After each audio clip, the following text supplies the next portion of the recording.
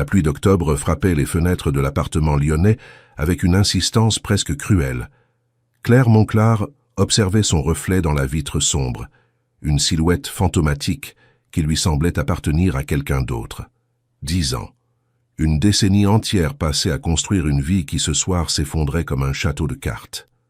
À 28 ans, elle avait cru avoir tout compris de l'amour. Sur la table basse reposait le téléphone d'Antoine, abandonné dans sa précipitation à partir pour son dîner d'affaires. Claire n'avait jamais été le genre de femme à fouiller dans les affaires de son mari. La confiance avait été sa religion, la discrétion son sacerdoce. Mais ce soir, une notification avait illuminé l'écran, et les mots qu'elle y avait lus avaient fait basculer son monde. « Mon amour, notre escapade à Marseille reste notre plus beau secret. Vivement le week-end prochain. » Les mains tremblantes, Claire avait ouvert la conversation. Des mois de messages, des années peut-être. Des promesses chuchotées à une autre femme, des rendez-vous clandestins, des mensonges tissés avec une précision chirurgicale. Chaque mot était un coup de poignard, mais ce qui la détruisait vraiment, c'était la facilité avec laquelle Antoine compartimentait sa vie. Elle se laissa glisser sur le parquet froid, serrant ses genoux contre sa poitrine. Combien de fois s'était-elle effacée pour lui? Combien de rêves avait-elle enterrés au nom de leur couple? L'opportunité à Paris, cette offre incroyable de travailler dans un atelier de restauration prestigieux, qu'Antoine l'avait convaincue de refuser 5 ans auparavant. « Nous avons besoin de stabilité ici, ma chérie. Ta place est à mes côtés. » Le souvenir la frappa avec violence. Elle n'avait jamais reçu cette lettre de réponse qu'elle attendait. Comment avait-elle pu être aussi naïve? Le bruit de la porte d'entrée la sortit de sa torpeur. Antoine entra, impeccable dans son costume sombre. Son sourire s'évanouit en voyant le téléphone dans la main de Claire. « Claire, combien de temps ?» Sa voix était étrangement calme, comme si elle appartenait à quelqu'un d'autre. « Combien de temps m'as-tu menti ?» Le visage d'Antoine se durcit, passant de la surprise à quelque chose qui ressemblait à de l'irritation. « Tu as fouillé dans mon téléphone? Réponds-moi. » Il soupira, desserrant sa cravate avec un geste las. « C'est compliqué, Claire. Tu ne comprendrais pas. » Essaye toujours. Camille est différente. Elle ne me demande rien. Elle ne m'étouffe pas avec des attentes. Il s'arrêta, réalisant trop tard la cruauté de ses paroles. Ce que je veux dire, c'est que notre mariage est important, mais j'ai besoin de... Liberté? Claire se leva, sentant quelque chose de nouveau naître en elle. Pas de la colère, pas encore. Quelque chose de plus profond, de plus dangereux. Une clarté glaciale. Pendant que tu prenais ta liberté, que faisais-je, Antoine? Il détourna le regard, incapable de soutenir ses yeux. Je renonçais. Les mots sortaient maintenant, portés par une décennie de silence. Je renonçais à mes rêves, à mes ambitions, à ma propre voix. Je me suis faite petite pour que tu puisses briller. J'ai appris à disparaître pour que tu existes pleinement. Ne sois pas mélodramatique. Mélodramatique? Un rire amer lui échappa. Tu as saboté ma carrière, Antoine. Cette opportunité à Paris, tu as intercepté la lettre de confirmation, n'est-ce pas? Le silence qui suivit fut plus éloquent que n'importe quel aveu. Antoine passa une main dans ses cheveux, un geste de défense qu'elle connaissait trop bien. Tu n'étais pas prête pour Paris. J'ai protégé notre stabilité. Non. Claire secoua la tête, sentant les larmes brûler ses yeux sans leur permettre de tomber. Tu as protégé ton confort. Tu m'as épousé parce que j'étais docile, parce que je ne te défierai jamais. Claire, arrête. Tu es fatiguée, émotive. Nous parlerons de tout ça demain. Mais Claire savait qu'il n'y aurait pas de demain, pas comme avant. Quelque chose s'était brisé en elle ce soir, mais paradoxalement, elle se sentait plus entière qu'elle ne l'avait été depuis des années. Sors. Quoi? Sors de cette maison. Ce soir. Sa voix ne tremblait plus. Je veux que tu partes. Antoine la regarda avec incrédulité, comme si elle venait de parler une langue étrangère. Dans son esprit, Claire ne pouvait pas le mettre dehors. Claire ne disait jamais non. Claire acceptait, pardonnait, oubliait. Mais cette Claire-là venait de mourir. L'aube se leva sur un appartement trop silencieux. Claire n'avait pas dormi. Elle était restée assise près de la fenêtre, regardant les lumières de Lyon s'éteindre, puis se rallumer avec le jour nouveau. Antoine était parti vers minuit après une dernière tentative de reprendre le contrôle par la culpabilité. Tu le regretteras. Personne ne voudra de toi après moi. Ces mots auraient dû la blesser. Il y a 24 heures, il l'aurait détruite. Mais ce matin, il sonnait creux. Le téléphone vibra. Sophie Renaud, sa meilleure amie depuis l'université, la seule personne qui avait toujours vu Claire dans son mariage. Dis-moi que tu as enfin quitté ce salaud. Claire ne put s'empêcher de sourire, malgré tout. Bonjour à toi aussi, Sophie. Ne plaisante pas. J'ai senti que quelque chose n'allait pas hier soir, tu vas bien? Les mots se coincèrent dans sa gorge. Allez bien. Elle ne savait même plus ce que cela signifiait. J'ai découvert qu'Antoine me trompe. Depuis longtemps, probablement. Et il a détruit ma chance à Paris. Il y a 5 ans, le silence de l'autre côté du fil était chargé de rage contenue. J'arrive. 20 minutes. Ne bouge pas. Vraie à sa parole, Sophie débarqua avec un sac de viennoiserie et 2 cafés fumants. Elle serra Claire dans ses bras sans un mot, et ce fut dans cette étreinte que les larmes vinrent enfin, déversant des années de douleur contenue. « Je suis tellement stupide !» sanglota Claire. « Comment ai-je pu être aussi aveugle ?»« Tu n'es pas stupide. » Sophie la força à s'asseoir, plaçant le café chaud entre ses mains. « Tu as aimé. Et il a profité de cet amour. C'est lui le monstre, pas toi. J'ai gâché 10 ans de ma vie. » Non. Le ton de Sophie était ferme. Tu as survécu 10 ans. Maintenant, tu vas vivre. Elles passèrent la matinée à parler, Sophie écoutant sans jugement, tandis que Claire déversait tout. Les petites humiliations, les rêves étouffés, les moments où elle s'était sentie invisible dans sa propre vie. Comment Antoine avait transformé chacune de ses ambitions en égoïsme. Comment il l'avait convaincue que l'amour signifiait sacrifice. « Il faut que tu voies Maître Dubois », dit finalement Sophie. « Ma cousine a divorcé l'année dernière. C'est la meilleure avocate spécialisée en droit familial de Lyon. » Claire hésita. Prononcer le mot divorce rendait tout réel, définitif. Mais que restait-il à sauver? D'accord. L'après-midi, Claire se retrouva dans un cabinet élégant du 6e arrondissement. Maître Isabelle Dubois était une femme d'une 50aine d'années, au regard perçant mais bienveillant. « Racontez-moi tout, Madame Monclar, sans rien omettre. » Les mots sortirent plus facilement cette fois. Maître Dubois prenait des notes, hochant occasionnellement la tête. « Vous avez des preuves de l'infidélité ?» Les messages sur son téléphone. J'ai pris des captures d'écran. Bien. Et concernant le sabotage professionnel dont vous parlez? Claire fronça les sourcils. Je n'ai que ma conviction. La lettre n'est jamais arrivée et quand j'ai appelé l'atelier des mois plus tard, ils m'ont dit que j'avais décliné l'offre par écrit. Quelqu'un a répondu à votre place. L'avocate tapota son stylo sur son bureau. C'est plus grave qu'une simple infidélité, Madame Monclar. C'est du contrôle coercitif. Votre mari a délibérément entravé votre développement professionnel. Les mots flottèrent dans l'air, lourds de signification. Claire réalisa qu'elle n'avait jamais pensé à son mariage en ces termes. Contrôle, coercition. Elle avait appelé ça amour. Que se passe-t-il maintenant? Maintenant, vous décidez. Maître Dubois se pencha en avant. Je peux vous représenter, mais je dois savoir. Êtes-vous prête à aller jusqu'au bout? Les Monclar ont de l'influence à Lyon. Ils vont essayer de vous intimider, de négocier. Antoine tentera de vous faire culpabiliser. La procédure prendra plusieurs mois, peut-être 1 an. Êtes-vous prête à tenir bon? Claire pensa à la femme qu'elle avait été hier encore, celle qui se serait déjà excusée, qui aurait cherché à comprendre les raisons d'Antoine, qui aurait tout fait pour sauver les apparences. Puis elle pensa à la femme qu'elle voulait devenir. « Je suis prête. » En sortant du cabinet, Claire sentit quelque chose d'étrange l'envahir. Pas de la joie, pas encore, mais quelque chose qui ressemblait à de l'espoir. Pour la première fois depuis des années, elle prenait une décision pour elle-même. Son téléphone vibra. Un message d'Antoine. « Nous devons parler. J'ai réfléchi.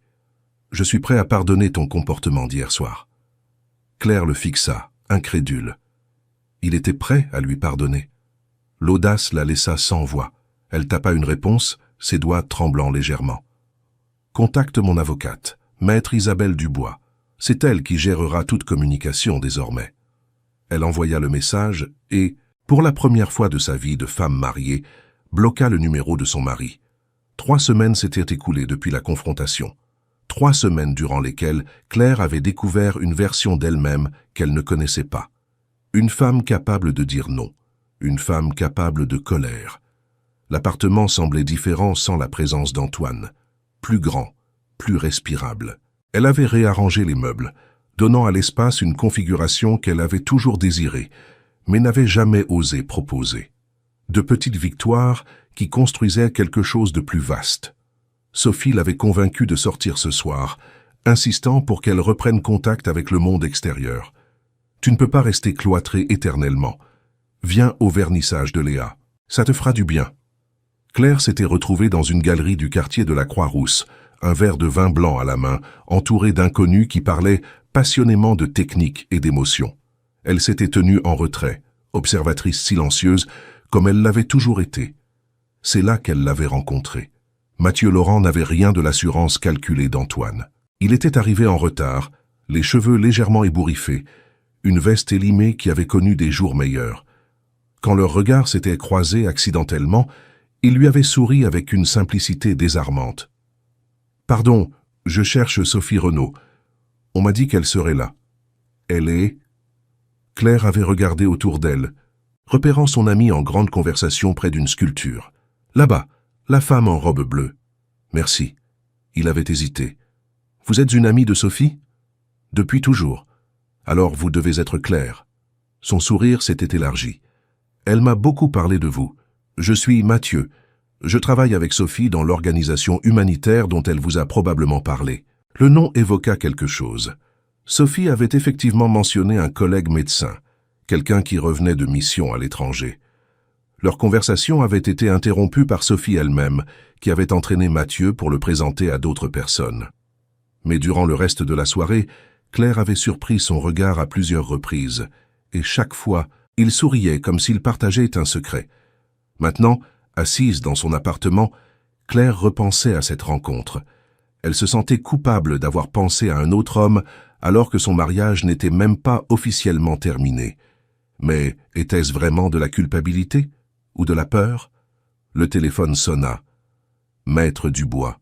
« Madame Monclar, nous avons reçu la réponse d'Antoine concernant votre demande de divorce. » Claire serra le téléphone plus fort. « Et il conteste.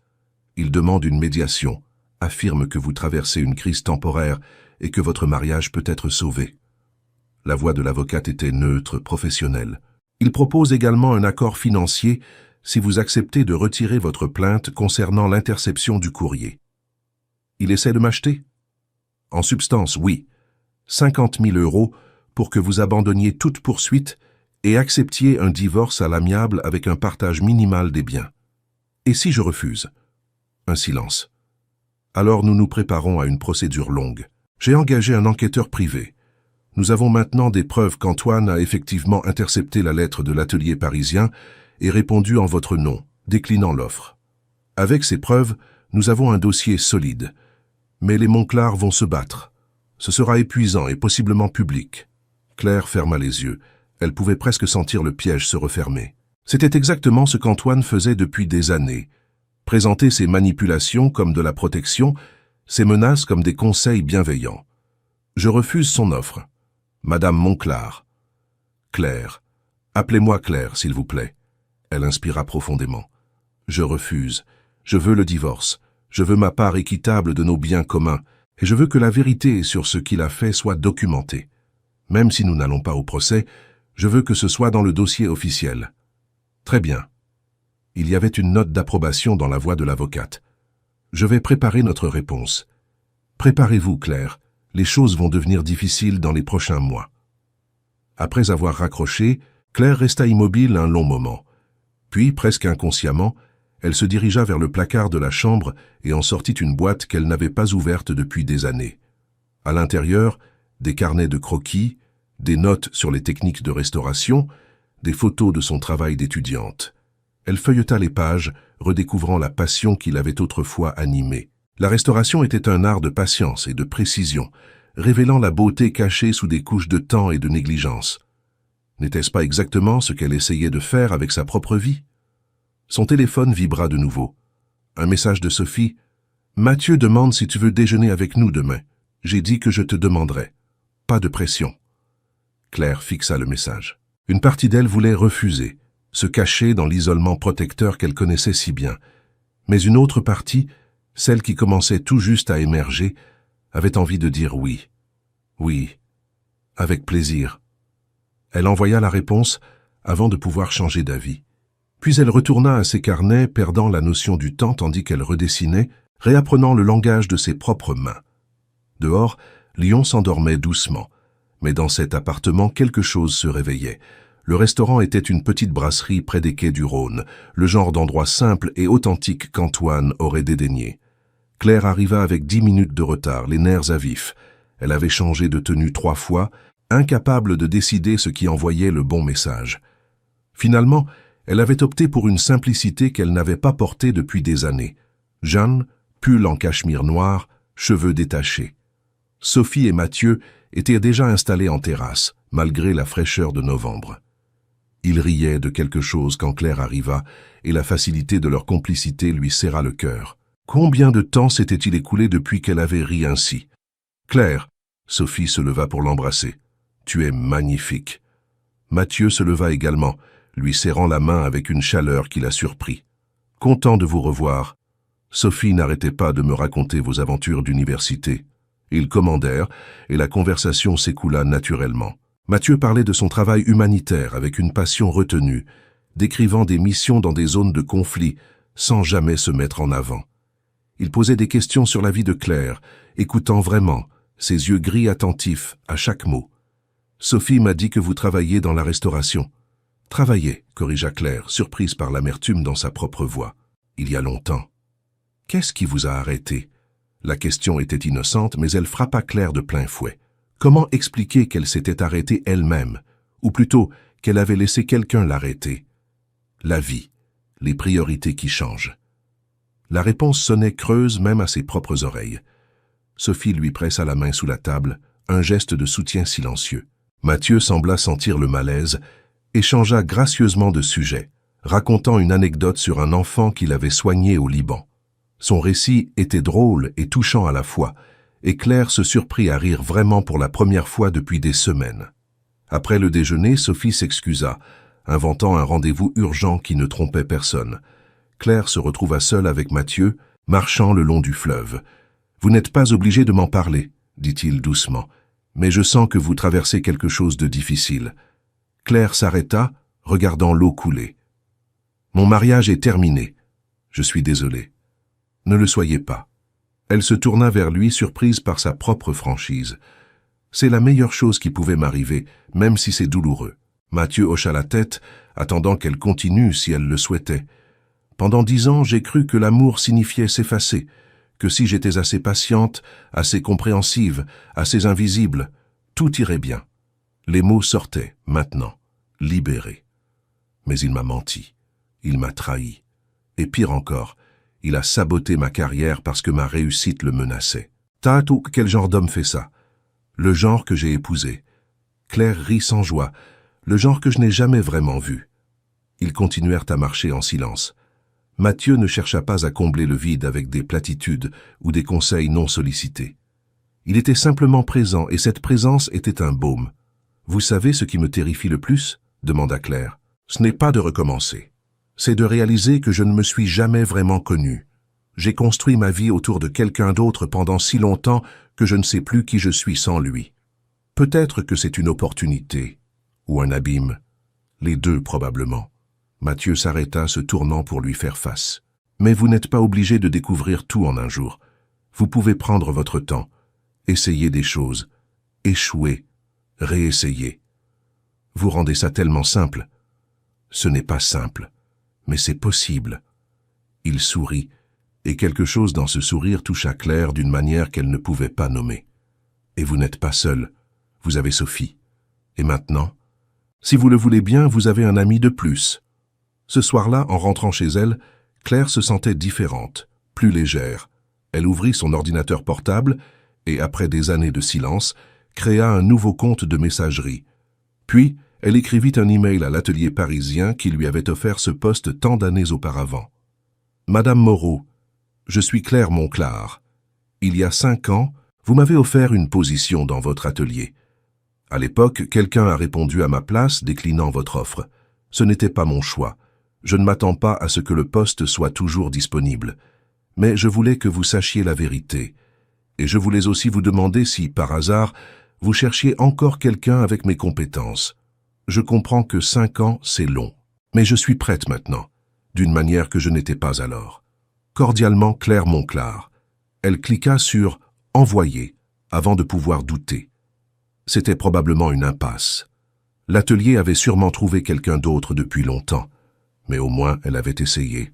Son téléphone vibra. Mathieu. J'ai apprécié notre conversation aujourd'hui. Si jamais vous voulez parler, ou simplement marcher, je suis là, sans pression. Claire sourit, tapant sa réponse. Merci, j'ai apprécié aussi. Elle posa le téléphone et retourna à ses carnets, passant la soirée à dessiner. Ses mains étaient rouillées, ses lignes hésitantes. Mais elle se souvenait, comme elle se souvenait. Le choc arriva un mardi matin par email.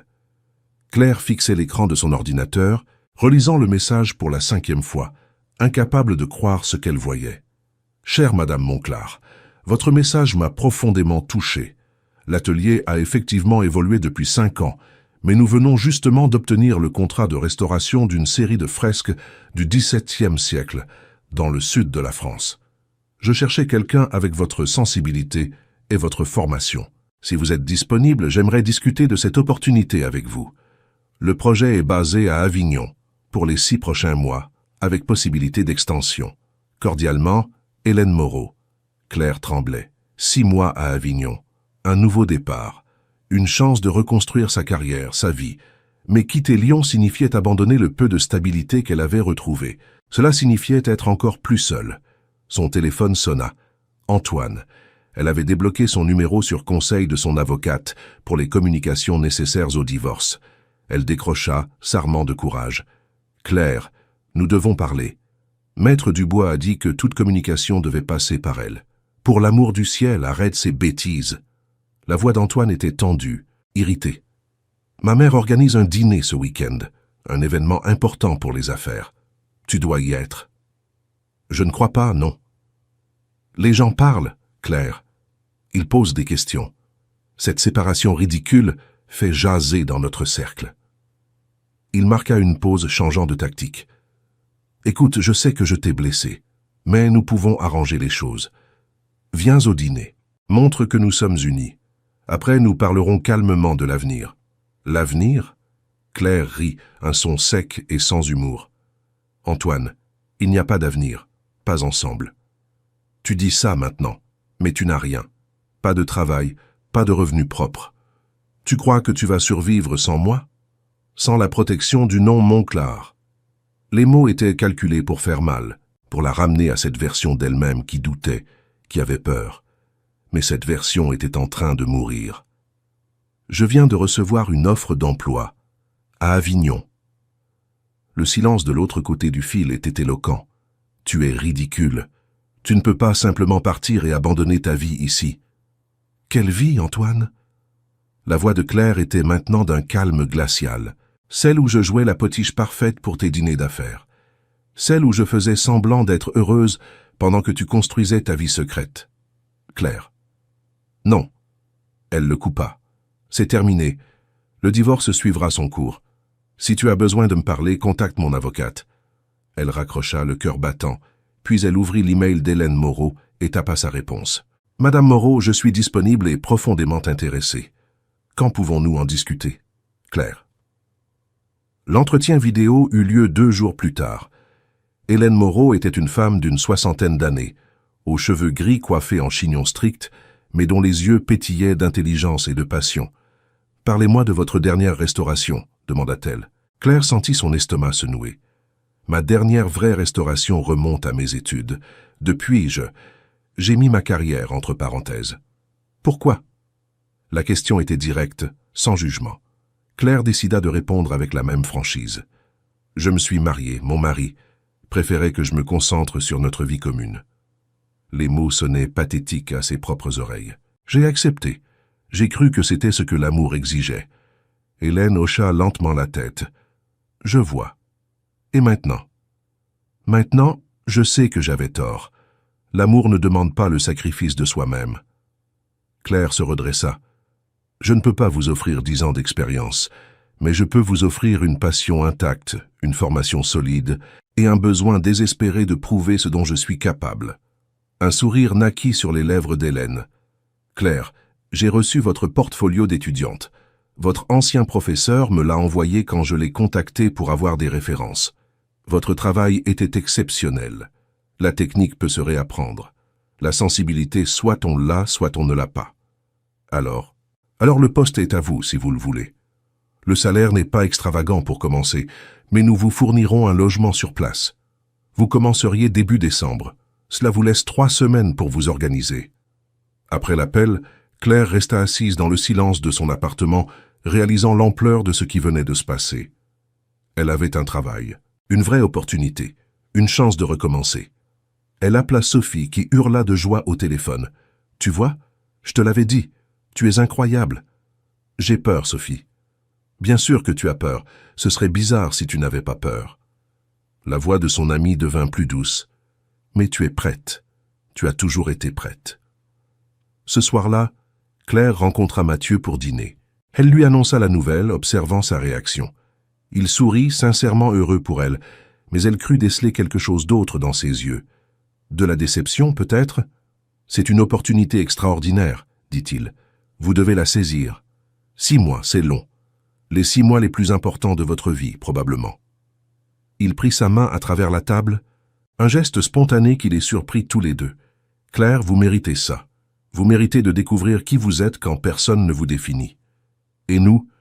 Les mots lui échappèrent avant qu'elle puisse les retenir. Mathieu la regarda longuement. Il n'y a pas encore de nous, si? Pas vraiment. Vous sortez à peine d'un mariage destructeur. Vous avez besoin de temps pour vous retrouver. Vous avez raison. Claire sentit simultanément du soulagement et de la déception. Mais, je ne veux pas vous perdre. Vous ne me perdrez pas. Son sourire était tendre. Avignon n'est pas si loin. Et qui sait? Peut-être que dans 6 mois vous reviendrez et nous verrons où nous en sommes. Sans pression, sans attente. Juste 2 personnes qui apprennent à se connaître. Claire hocha la tête, sentant les larmes picoter ses yeux. Mais cette fois, ce n'étaient pas des larmes de douleur. Les 3 semaines suivantes passèrent dans un tourbillon. Maître Dubois l'informa qu'Antoine avait finalement accepté d'entamer sérieusement les négociations. La preuve de son sabotage professionnel l'avait ébranlé. Il veut éviter que cela ne devienne public. C'est en notre faveur. Le jour du départ arriva trop vite. Sophie l'aida à charger sa petite voiture avec ses quelques affaires. Mathieu vint dire au revoir, lui offrant un carnet vierge. « Pour documenter votre renaissance », dit-il simplement. Ils s'embrassèrent sur le seuil de l'appartement vide, un baiser qui promettait quelque chose sans le nommer. Puis Claire prit la route vers le sud, laissant Lyon et son ancienne vie derrière elle. Le déménagement à Avignon se fit rapidement. Claire n'avait pas grand-chose à emporter. La plupart des meubles de l'appartement lyonnais appartenaient à Antoine ou avaient été choisis par lui.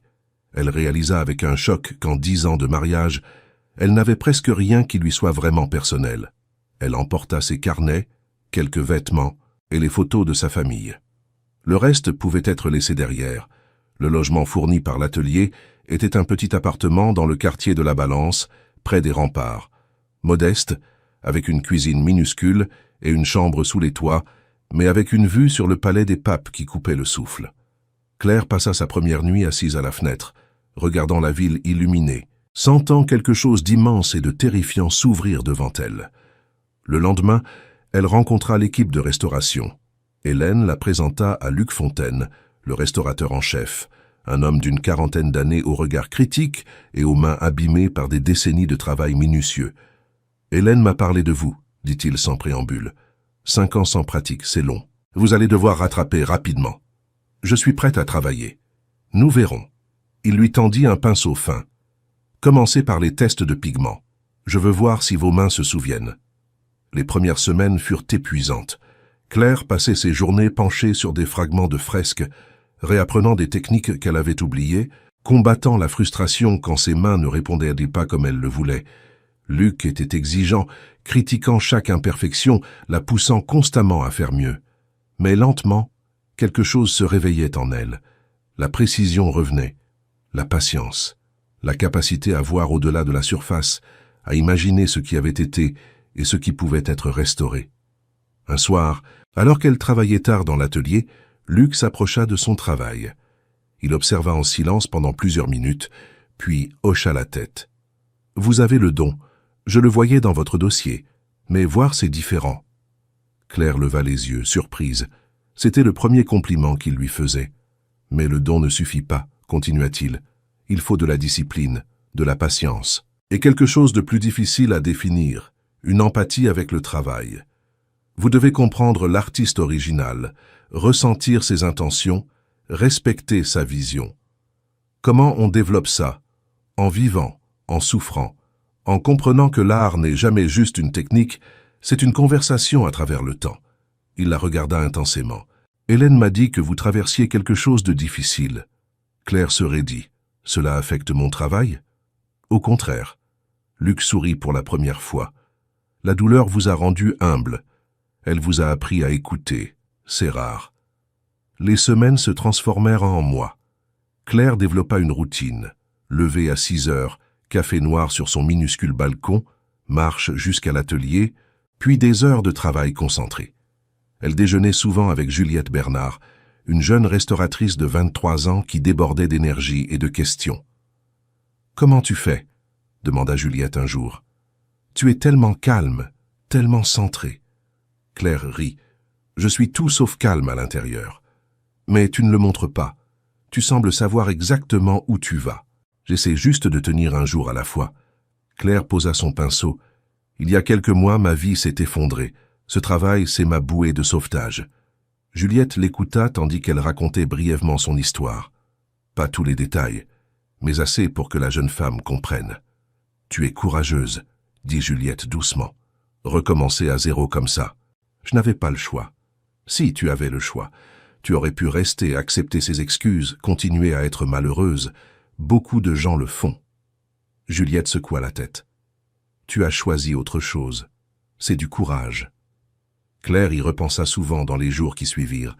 Avait-elle été courageuse ou simplement désespérée? Les nouvelles de Lyon arrivaient par Sophie, qui l'appelait régulièrement. La procédure de divorce avançait lentement mais sûrement. Antoine avait finalement accepté les termes principaux après que des preuves irréfutables de sa manipulation professionnelle avaient été présentées. Il évitait le scandale public en cédant sur les questions financières. « Tu vas recevoir un bon dédommagement », expliqua Sophie. Maître Dubois a été brillante. « Le divorce devrait être finalisé d'ici le printemps. »« Je me sens étrangement vide, » admit Claire. « Je pensais que je serais plus heureuse. » Le divorce n'est pas une fin heureuse. C'est juste une fin. Le bonheur vient après. Mathieu envoyait des messages régulièrement. Jamais trop, jamais avec pression. Juste de petites nouvelles, des anecdotes sur ses journées, des photos de Lyon. Claire répondait, partageant son propre quotidien, et lentement, doucement, ils construisèrent quelque chose. Un soir de décembre, alors que le Mistral soufflait fort sur Avignon, Claire reçut un message inattendu. « Je suis à Marseille, pour un congrès médical ce week-end. Avignon n'est qu'à 1 heure. Je peux venir te voir samedi? Si tu veux, bien sûr. » Claire fixa le message, son cœur battant. Elle n'avait pas vu Mathieu depuis plus d'1 mois. Était-elle prête? Oui, j'aimerais beaucoup. Mathieu arriva un samedi après-midi, émergeant de la gare d'Avignon, avec le même sourire désarmant que dans son souvenir. Claire attendait sur le parvis, nerveuse comme une adolescente, se demandant si elle avait fait le bon choix en acceptant. Toutes ses inquiétudes s'évaporèrent quand il la serra dans ses bras. « Tu m'as manqué, dit-il simplement. Toi aussi. » Ils marchèrent dans la vieille ville, Claire lui montrant ses endroits préférés. Le petit café près du palais, la librairie où elle passait ses dimanches, le pont Saint-Bénézet où elle venait réfléchir. Ils parlèrent de tout et de rien, retrouvant cette facilité qu'ils avaient eue dès le début. « Tu es différente, » observa Mathieu alors qu'il s'asseyait sur un banc face au Rhône. « En mieux ou en pire? En plus forte, plus, présente. » Il se tourna vers elle. « Tu rayonnes, Claire. » Elle sentit ses joues chauffer. « C'est le travail. Il me remplit d'une manière que je n'avais pas ressentie depuis des années. »« Ce n'est pas que le travail. » Mathieu prit sa main, un geste qui semblait maintenant naturel. « Tu t'es trouvé. » Ils dînèrent dans un restaurant provençal, partageant une bouteille de Châteauneuf-du-Pape et des confidences.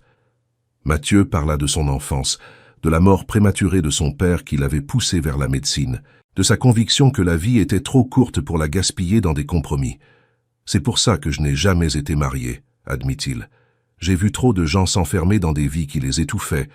Je ne voulais pas faire ça à quelqu'un, ni le subir moi-même. Et maintenant ? Maintenant, je crois que j'ai trouvé quelqu'un qui comprend la différence entre l'amour et la prison. » Ses yeux gris plongèrent dans les siens, si elle veut bien de moi, évidemment. Le cœur de Claire battait si fort qu'elle était certaine qu'il pouvait l'entendre. « Mathieu, tu n'as pas à décider ce soir. » Il sourit doucement. « Je ne suis pas pressé, j'attendrai le temps qu'il faudra. » Mais Claire réalisa qu'elle n'avait pas besoin d'attendre. Pas pour ça. « Je veux essayer. » Les mots sortirent en un souffle. « Avec toi, mais j'ai peur. » « De quoi ? De reproduire les mêmes erreurs, de m'effacer à nouveau, de perdre cette version de moi que je viens à peine de retrouver. » Mathieu se rapprocha, son front touchant presque le sien. « Claire, écoute-moi, je ne veux pas que tu t'effaces. Je ne veux pas que tu changes. Je veux connaître cette femme forte que tu es en train de devenir. Je veux la soutenir, pas la façonner. Comment puis-je être sûr ? Tu ne peux pas. » Sa franchise la surprit. On ne peut jamais être sûr de l'avenir, mais on peut choisir de faire confiance. Et si jamais tu sens que je te demande trop, que je prends trop de place, tu me le diras. Et je t'écouterai. Tu le promets. Je le promets. Ils s'embrassèrent pour la première fois sur ce banc face au Rhône, et c'était différent de tout ce que Claire avait connu. Il n'y avait pas de possession dans ce baiser, pas de tentative de conquête. Juste deux personnes qui choisissaient, en toute conscience, de se rapprocher. Mathieu passa le week-end à Avignon. Claire lui montra l'atelier le dimanche matin, nerveuse de mélanger cette nouvelle partie de sa vie avec cette relation naissante. Mais Luc et Juliette l'accueillirent chaleureusement, et voir Mathieu admirer son travail avec un respect sincère toucha Claire profondément. « Tu vois cette fresque ?» expliqua-t-elle, montrant un pan de mur du XVIIe siècle qu'elle restaurait. Elle était complètement cachée sous des couches de peinture. Personne ne savait qu'elle existait. « Et tu l'as révélée. »« Oui, mais je n'ai rien créé. J'ai juste enlevé ce qui l'obscurcissait. » Claire toucha délicatement la surface. C'est ça qui est beau dans la restauration. On ne change pas l'œuvre originale. On lui permet simplement d'exister à nouveau. Mathieu la regarda avec une intensité qui la fit frissonner. « C'est ce que tu as fait pour toi-même, tu le sais. » Après son départ, Claire se sentit à la fois comblée et anxieuse. Une relation à distance pendant qu'elle se reconstruisait, était-ce sage? Mais quelque chose en elle savait que c'était différent avec Mathieu. Il n'exigeait rien. Il offrait sa présence, pas son contrôle. Janvier arriva, apportant avec lui le froid mistral et une nouvelle phase dans le projet de restauration. Les fresques prenaient vie sous leurs mains, révélant des détails que personne n'avait vus depuis des siècles. Claire se perdait dans ce travail, trouvant une paix qu'elle n'avait jamais imaginée possible. Un soir, alors qu'elle travaillait tard, son téléphone vibra. Un numéro inconnu. Elle hésita, puis répondit « Claire ». La voix d'Antoine lui glaça le sang. « Il faut qu'on parle. Le divorce est en cours. On n'a plus rien à se dire. Tout passe par nos avocats. Tu es toujours ma femme aux yeux de certaines personnes. » Son ton était dangereusement calme. « Et tu me fais honte avec ton petit jeu de restauratrice à Avignon. Les gens posent des questions. Honte. » Claire sentit la colère monter. « Tu me fais honte depuis 10 ans, Antoine. Fais attention à ce que tu dis. J'ai encore les moyens de te détruire, de faire en sorte que personne dans ce milieu ne veuille travailler avec toi. » Non. Pour la première fois, elle en était absolument certaine. « Tu ne les as plus, parce que je ne te donne plus ce pouvoir. » Elle raccrocha et bloqua immédiatement le numéro. Ses mains tremblaient, mais pas de peur. De colère, oui, mais aussi de quelque chose de plus fort, de certitude. Elle appela Mathieu. « Antoine vient de me menacer. »« Tu vas bien ?»« Oui. » Et c'était vrai. « Je vais même très bien, parce que j'ai réalisé quelque chose. Il ne peut plus m'atteindre. »« Tu es incroyable, tu le sais. » Claire sourit dans l'obscurité de l'atelier. « Je commence à le croire. » Mars arriva avec ses premières douceurs printanières. Le projet de restauration approchait de sa fin, et avec lui, la nécessité de décider de l'avenir. Hélène avait proposé à Claire de rester dans l'équipe, pour le prochain projet, une restauration majeure dans un château de la Loire. C'était exactement le genre d'opportunité dont elle avait rêvé.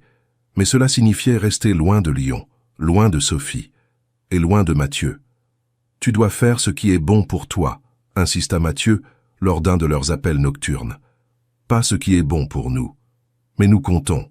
Oui, et nous allons tenir. » Sa voix était ferme. « Claire, tu as passé 10 ans à mettre ta vie en attente pour quelqu'un d'autre. Ne recommence pas. Même pas pour moi. Ce n'est pas pareil. Non, ce n'est pas pareil. Mais tu dois faire ce choix pour les bonnes raisons. Si tu choisis de revenir à Lyon, que ce soit parce que c'est ce que tu veux, pas parce que tu as peur de me perdre. » Cette conversation hanta Claire pendant des jours. Elle en parla à Juliette, qui écoutait avec l'intensité d'une jeune femme encore indemne des grandes déchirures de la vie. « Tu l'aimes » demanda-t-elle simplement. « Je crois que oui. » Alors pourquoi hésiter? Parce que j'aime aussi mon travail. J'aime qui je suis devenu ici. Claire posa son pinceau. Et j'ai peur que si je choisis l'amour, je recommence à me perdre. Mais c'est différent avec lui, non? Oui, mais la peur ne disparaît pas juste parce que la situation est différente. Luc les rejoignit, écoutant la fin de la conversation. Le problème avec les gens comme nous, Claire, c'est qu'on tombe amoureux de nos projets. On peut passer des mois, des années même, à travailler sur une seule fresque. Et pendant ce temps, la vie continue autour de nous. Tu regrettes? Certains jours. Il haussa les épaules. Ma femme m'a quitté il y a 15 ans parce qu'elle disait que j'étais marié à mon travail. Elle n'avait pas tort, mais je ne peux pas imaginer une autre vie. Comment on trouve l'équilibre? Je ne sais pas. Luc sourit tristement. Peut-être en arrêtant d'essayer de choisir. Peut-être en trouvant quelqu'un qui comprend que ton travail fait partie de qui tu es. Ce soir-là, Claire eut une longue conversation vidéo avec Sophie. « Tu es trop dans ta tête », dit Sophie sans détour. « Arrête d'analyser chaque décision comme si ta vie en dépendait. » Mais elle en dépend. Non. Ta vie dépend de ce que tu fais de tes choix, pas des choix eux-mêmes. Sophie se pencha vers la caméra. « Claire, tu peux accepter ce projet dans la Loire. Tu peux revenir à Lyon. Tu peux même déménager au Japon si ça te chante. Tant que tu restes toi-même, tant que tu ne te perds pas pour plaire à quelqu'un d'autre, tous ces choix peuvent marcher. Et si je me trompe? Alors tu te trompes, et tu apprends, et tu continues. » Sophie sourit. « C'est ça, vivre. Ce n'est pas prendre la décision parfaite, c'est avoir le courage d'assumer celle que tu prends. » La révélation vint de manière inattendue un mardi après-midi. Claire travaillait sur la section finale de la fresque principale quand elle découvrit quelque chose d'extraordinaire. Une signature cachée, presque invisible, dans un coin de l'œuvre. Pas celle de l'artiste principal, mais une autre, délicate, féminine. « Regarde ça !» cria-t-elle à Luc. Ils examinèrent la signature ensemble, cherchant dans les archives. Ce qu'ils découvrirent les stupéfia. L'artiste principal avait eu une apprentie, une femme dont le nom avait été effacé de l'histoire. Mais elle avait laissé sa marque, littéralement, cachée dans l'œuvre. Elle savait qu'on l'oublierait, murmura Claire. Alors elle a signé en secret, pour que quelqu'un un jour sache qu'elle avait existé. Cette découverte fit la une des journaux locaux. La fresque n'était pas seulement restaurée, elle racontait maintenant une nouvelle histoire.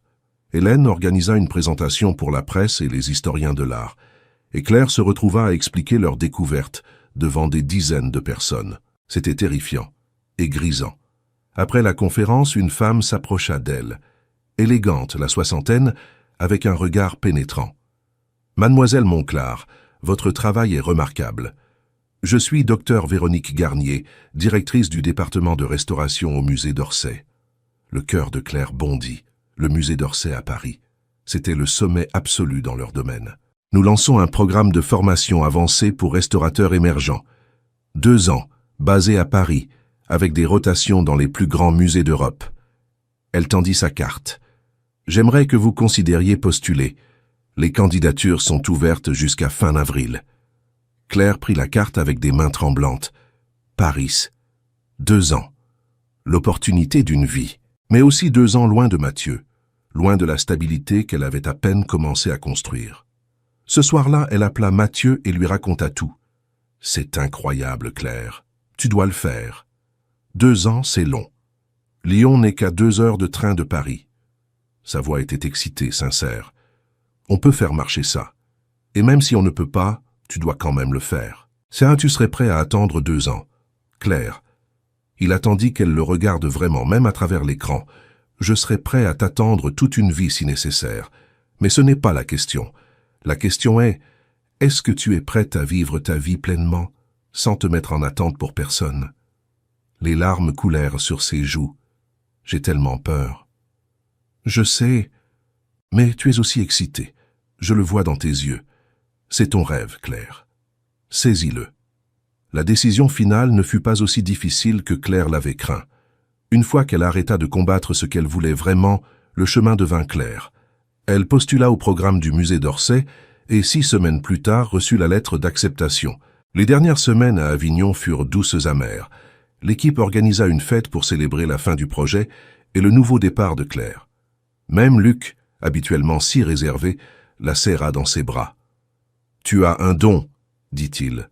Mais plus important, tu as trouvé ta voie. Ne la perds plus jamais. » Le déménagement à Paris se fit en mai. Claire trouva un minuscule studio dans le Marais, avec une vue sur les toits et juste assez d'espace pour son lit, son chevalet et ses livres. C'était parfait. Le programme était intense. Elle travaillait 6 jours par semaine, apprenant auprès des meilleurs restaurateurs d'Europe, développant des compétences qu'elle n'aurait jamais imaginé posséder. La nuit, épuisée mais comblée, elle s'endormait en pensant aux œuvres qu'elle avait touchées, aux secrets qu'elle avait révélés.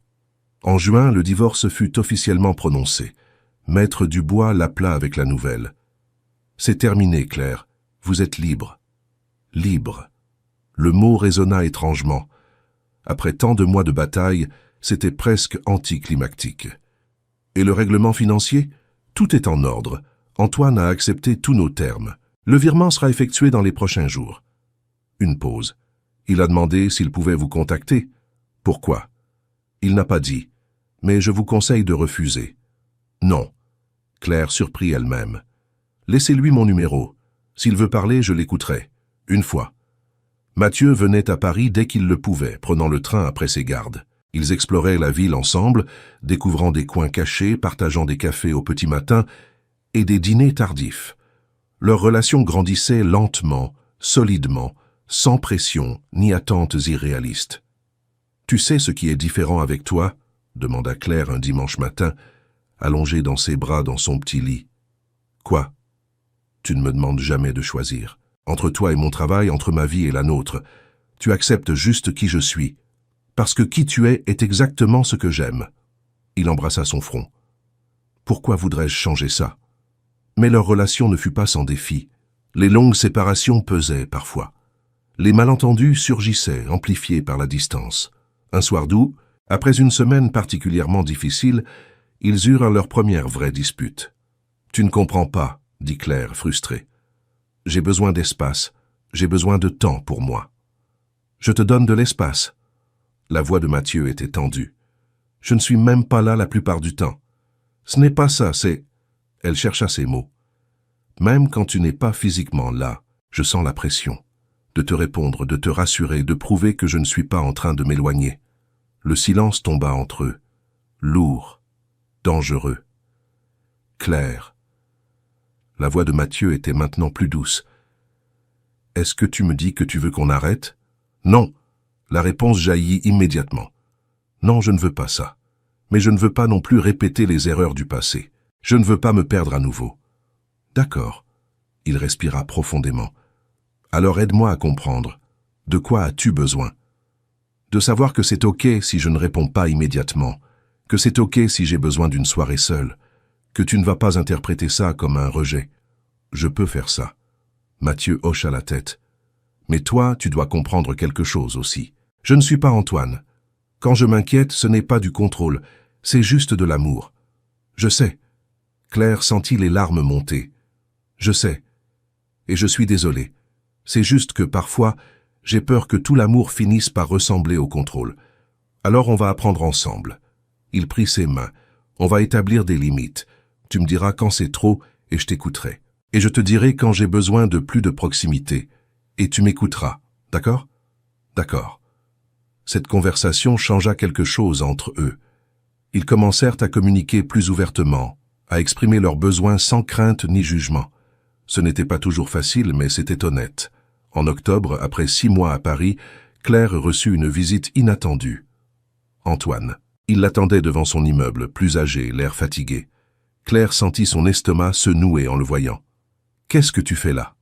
Je voulais te voir, te parler. » Il semblait mal à l'aise, une expression qu'elle ne lui avait jamais connue. « Tu as 5 minutes ?» Elle hésita puis accepta. Ils s'assirent dans un café à proximité, le silence pesant entre eux. « Tu as l'air bien, » dit-il finalement. « Je vais bien.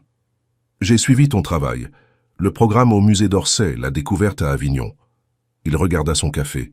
« Tu as toujours été brillante. Je ne te l'ai jamais dit. »« Non, tu ne l'as jamais dit. »« Je suis désolé, Claire. » Les mots semblaient lui coûter. Pour tout. Pour t'avoir fait croire que tu n'étais rien sans moi. Pour avoir saboté ta carrière. Ça, il s'arrêta. Pour ne jamais t'avoir vu vraiment. Claire l'observa, cherchant en elle de la colère, du ressentiment. Mais tout ce qu'elle trouvait était une forme d'indifférence. Il n'avait plus de pouvoir sur elle. Pourquoi maintenant? Parce que Camille m'a quitté. Un rire amer. Elle a dit que j'étais contrôlant, que j'étouffais sa vie. Et j'ai réalisé. J'ai fait la même chose avec toi, pire même. Tu veux mon pardon? Je ne sais pas si je le mérite. Il leva enfin les yeux vers elle. Mais oui, j'aimerais l'avoir. Non pas pour me sentir mieux, mais parce que tu mérites de pouvoir tourner vraiment la page. Claire réfléchit longuement. Le pardon n'effaçait pas ce qu'il avait fait. Mais peut-être qu'il pouvait la libérer du poids de la rancœur. D'accord. Elle inspira profondément. Je te pardonne, Antoine. Pas pour toi, pour moi. Pour pouvoir avancer sans porter ce fardeau. Merci. Sa voix était rauque. Et je veux que tu saches quelque chose. J'ai commencé une thérapie. Je ne veux pas être cet homme pour quelqu'un d'autre. C'est bien. Claire se leva, prête à partir. Je te souhaite sincèrement de trouver ton chemin, Antoine, de devenir quelqu'un de meilleur. Tu as quelqu'un? Demanda-t-il soudainement. Claire pensa à Mathieu, à leur amour imparfait mais authentique. Oui. Il a de la chance. Non. Elle sourit. J'ai de la chance, parce qu'il me laisse être moi-même. Ils se séparèrent sans se toucher, sans promesse de rester en contact. C'était une fermeture définitive et propre. En rentrant chez elle ce soir-là, Claire se sentit plus légère qu'elle ne l'avait jamais été. Elle sortit le carnet que Mathieu lui avait offert et commença à écrire, non pas sur la douleur du passé, mais sur les espoirs pour l'avenir, sur les fresques qu'elle rêvait de restaurer, les voyages qu'elle voulait faire, la vie qu'elle voulait construire. Pour la première fois, son avenir lui appartenait complètement.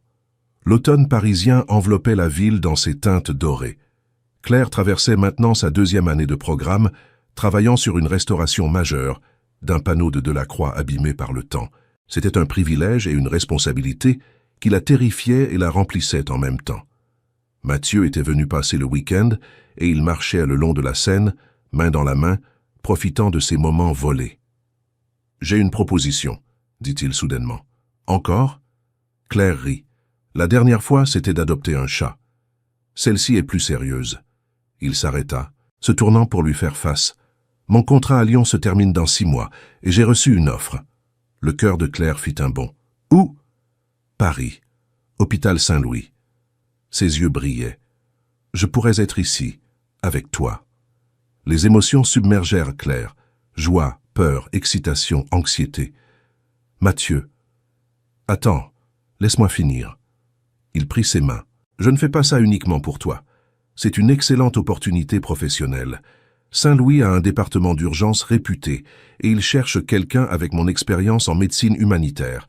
Mais oui, être près de toi est un bonus énorme. Tu es sûr?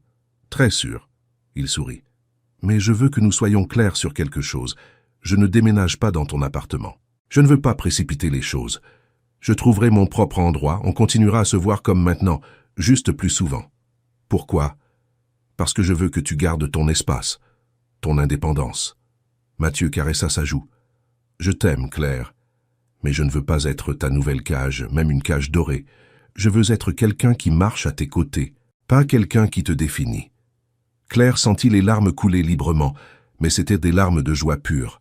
« Je t'aime aussi. » Ils s'embrassèrent sur le pont, ignorant les passants et le monde autour d'eux. Les mois suivants furent intenses. Claire termina la restauration du panneau de Delacroix, un travail qui fut salué par la critique et qui ouvrit encore plus de portes pour sa carrière. Elle commença également à documenter ses découvertes et réflexions sur les artistes femmes oubliées de la Renaissance, jetant les bases de ce qui deviendrait son premier livre. Mathieu s'installa à Paris en février, trouvant un appartement dans le 11e arrondissement, assez proche pour être accessible, mais assez loin pour préserver l'espace de chacun. Ils apprirent à naviguer dans une relation adulte, faite de compromis, mais jamais de sacrifices. Quand Claire avait besoin de travailler tard, Mathieu ne protestait pas. Quand Mathieu devait partir en mission humanitaire pour quelques semaines, Claire l'encourageait. Leur amour n'exigeait pas la présence constante, juste la présence intentionnelle. Sophie vint les visiter en mars, rayonnante de voir son amie épanouie. Elle avait une nouvelle à annoncer. Elle était enceinte. « Tu te souviens de ce que je t'ai dit ?» demanda-t-elle alors qu'elles déjeunaient toutes les deux, Mathieu les ayant laissés pour leur moment entre amis. « Que tu allais vivre au lieu de survivre. » « Je m'en souviens. »« Tu le fais. » Sophie sourit, les yeux humides. « Tu rayonnes, Claire. C'est magnifique à voir. Je n'aurais pas pu le faire sans toi. »« Si, tu l'aurais pu. Mais je suis contente d'avoir été là. » En avril, Claire reçut une invitation à présenter son travail lors d'un symposium international sur la restauration. C'était à Florence, berceau de la Renaissance, et elle serait entourée des plus grands noms du domaine. La veille de son départ, elle et Mathieu dînèrent dans leur restaurant préféré du Marais. « Tu as peur ?» demanda-t-il, terrifié. « Bien. » Il sourit. « Ça signifie que c'est important. Et si je ne suis pas à la hauteur? Tu l'es. Mais même si tu échoues, ce qui n'arrivera pas, tu survives, tu apprends, tu continues. » Il prit sa main. « C'est ça que tu m'as appris, Claire. Que l'échec n'est pas la fin. C'est juste un détour. » À Florence, debout devant une salle remplie d'experts, Claire parla de son travail avec passion et précision. Elle parla de la fresque d'Avignon, de la signature cachée, de l'importance de révéler les voix oubliées. Elle parla avec autorité, sans s'excuser, sans se diminuer. La standing ovation qui suivit sa présentation la laissa stupéfaite. Plus tard, alors qu'elle marchait seule dans les rues de Florence, elle s'arrêta devant la cathédrale Santa Maria del Fiore. La façade de marbre scintillait sous le soleil couchant, une œuvre d'art en soi. Elle pensa à la femme qu'elle avait été 2 ans auparavant, brisée, perdue, convaincue que sa vie était finie. Et elle pensa à la femme qu'elle était maintenant, forte, indépendante, épanouie. Le chemin entre les deux n'avait pas été simple. Il y avait eu des larmes, des doutes, des moments où elle avait voulu abandonner, mais elle avait tenu bon. Elle avait choisi de vivre. Pas seulement de survivre. Son téléphone vibra. Un message de Mathieu. « Comment ça s'est passé ?»« Parfaitement. Je te raconterai tout ce soir. »« J'ai hâte. Je t'aime. »« Je t'aime aussi. » Claire rangea son téléphone et continua sa promenade. Devant elle, le soleil se couchait sur Florence, peignant le ciel de rose et d'or. Demain, elle retournerait à Paris, à son travail, à sa vie qu'elle avait construite de ses propres mains. Mais ce soir, elle était simplement là, présente, entière, vivante. Une femme qui avait appris la leçon la plus importante. L'amour ne demande jamais le silence. Il exige la vérité. Et Claire Monclar avait enfin trouvé sa voie. 3 ans plus tard, la lumière dorée de juin inondait l'atelier de restauration que Claire avait ouvert dans le 10e arrondissement de Paris. Contrairement aux espaces aseptisés des grands musées, celui-ci portait sa marque personnelle, des plantes grimpantes près des fenêtres, des livres empilés dans tous les coins et surtout les œuvres en cours de restauration qui témoignaient de sa réputation grandissante. Claire était penchée sur un panneau du XVIe siècle, ses lunettes de protection sur le front, totalement absorbée par le délicat travail de nettoyage d'une couche de vernis jauni. À 33 ans, elle était devenue l'une des restauratrices les plus respectées de sa génération. Son livre sur les artistes femmes oubliées de la Renaissance, publié l'année précédente, avait reçu des critiques élogieuses et touché un public bien au-delà du cercle académique. La porte de l'atelier s'ouvrit doucement. Mathieu entra avec 2 cafés et un sourire fatigué. Il sortait d'une garde de nuit à l'hôpital. « Tu devrais dormir », dit Claire sans lever les yeux de son travail. « Je voulais te voir d'abord. » Il déposa le café près d'elle, embrassant le sommet de sa tête. « Comment va ton panneau ?» Il révèle ses secrets lentement. Elle se redressa enfin, acceptant le café avec reconnaissance. Comme tous les bons mystères, ils s'installèrent ensemble sur le vieux canapé qu'elle avait installé dans un coin de l'atelier. C'était devenu leur rituel, ces moments volés entre leurs vies bien remplies, où ils se retrouvaient simplement. « Sophie a appelé, dit Mathieu.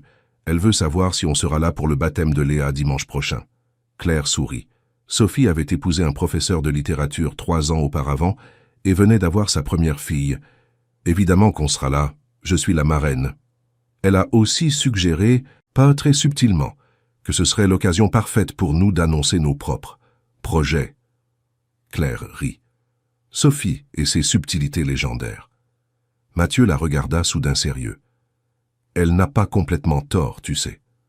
À propos de quoi? De nous. Il prit sa main, traçant doucement ses doigts tachés de pigments. On est ensemble depuis 3 ans. On vit chacun dans notre appartement. On se voit quand on peut, et c'est merveilleux. Mais... Le cœur de Claire se serra. Mais j'aimerais plus. Les yeux gris de Mathieu plongèrent dans les siens. Pas parce que notre arrangement actuel ne fonctionne pas, il fonctionne parfaitement, mais parce que je suis prêt pour la suite. Mathieu, attends. Il se leva, fouillant dans la poche de sa veste. Je n'ai pas de genoux à terre, je n'ai pas de grande déclaration préparée, parce que ce n'est pas nous, ça. Il sortit une petite boîte en velours. À l'intérieur, une bague simple. Un anneau d'or avec une minuscule émeraude. « Claire Monclar, veux-tu m'épouser ?» Il sourit doucement. « Et avant que tu paniques, laisse-moi être clair. Je ne te demande pas de changer. Je ne te demande pas de vivre avec moi si tu ne veux pas. Je ne te demande pas de sacrifier quoi que ce soit de ta vie. Je te demande juste de me laisser t'accompagner, officiellement, pour le reste du chemin. » Les larmes montèrent aux yeux de Claire. Pas de peur cette fois, pas d'anxiété. Juste une émotion pure et cristalline. « Tu es sûr ?» demanda-t-elle, sa voix tremblante. « Tu es sûr que tu peux vivre avec une femme qui oubliera probablement votre anniversaire parce qu'elle sera absorbée par une fresque? Qui partira en mission de restauration pendant des semaines? Qui aura toujours besoin de son propre espace? Je ne peux pas imaginer vivre avec quelqu'un d'autre. » Mathieu essuya une larme sur sa joue. « Tu es brillante, passionnée, indépendante et forte. Pourquoi voudrais-je changer ça ?» Claire prit la bague, la tenant contre la lumière. L'émeraude capturait les rayons du soleil, projetant de minuscules arcs-en-ciel sur les murs de l'atelier. « D'accord. D'accord? Oui. » Elle rit à travers ses larmes. « Oui, je veux t'épouser. » Mathieu la souleva, la faisant tournoyer dans l'atelier, tous deux riant comme des enfants. Quand il la reposa, ils s'embrassèrent longuement, tendrement, un baiser qui promettait non pas la perfection, mais l'authenticité. « On fait quoi maintenant ?» demanda Claire, admirant la bague à son doigt. « On n'en parle à personne jusqu'au baptême? Sophie va nous tuer. »« Probablement. » Mathieu sourit. « Mais ça en vaut la peine. » Cette nuit-là, alors que Mathieu dormait enfin chez lui après sa garde, Claire resta éveillée dans son propre appartement. Elle sortit un vieux carnet, celui qu'elle avait commencé à tenir après avoir quitté Antoine. Sur la première page, écrit près de 3 ans auparavant d'une main tremblante, « Je ne sais pas qui je suis, mais je vais le découvrir. » Elle tourna les pages, relisant les réflexions, les peurs, les victoires. L'histoire de sa transformation documentée avec honnêteté brutale, puis elle arriva à la dernière page vierge. Elle hésita un moment, puis écrivit « Je sais maintenant qui je suis. Je suis Claire Monclar, restauratrice, auteure, amie, bientôt épouse. Mais avant tout, je suis moi-même. Et c'est suffisant. C'est plus que suffisant. C'est tout. » Elle referma le carnet, le rangeant soigneusement dans le tiroir de son bureau. Puis elle alla à la fenêtre, regardant Paris s'endormir sous un ciel étoilé. Quelque part dans cette ville, Antoine vivait probablement sa propre vie. Elle ne lui souhaitait ni malheur ni bonheur. Elle ne pensait simplement plus à lui. Quelque part, Sophie préparait probablement déjà le baptême, planifiant chaque détail avec son enthousiasme caractéristique. Et quelque part dans un appartement à 20 minutes de là, Mathieu dormait, un sourire aux lèvres, rêvant peut-être de leur avenir. Claire sourit dans l'obscurité. Elle avait parcouru un long chemin depuis cette nuit pluvieuse à Lyon où son monde s'était effondré. Elle avait cru que c'était la fin, mais c'était en réalité le commencement. Le début d'une vie où sa voix comptait. Le début d'une vie qu'elle choisissait, chaque jour, consciemment. Le début d'une vie qui était vraiment la sienne. Et c'était la plus belle histoire qu'elle aurait pu écrire. Fin, une histoire de renaissance, de courage, et de la découverte que le plus grand amour commence toujours par s'aimer soi-même. Êtes-vous dans une relation où vous pouvez être 100% vous-même? Où vous censurez-vous? Vous diminuez-vous? Cachez-vous vos rêves pour ne pas déranger? Claire a vécu 10 ans ainsi jusqu'à découvrir la trahison et le sabotage. Ne laissez pas votre histoire prendre autant de temps. Êtes-vous en train de vivre ou simplement de survivre dans votre relation? Votre participation sur la chaîne est très importante. Merci de laisser votre opinion dans les commentaires. Merci d'avoir regardé. Vos réactions sont très importantes pour notre travail.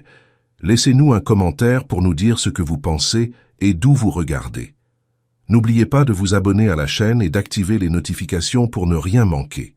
Votre participation est très importante pour la poursuite de notre travail. Alors partagez-la avec ceux qui aimeront cette histoire.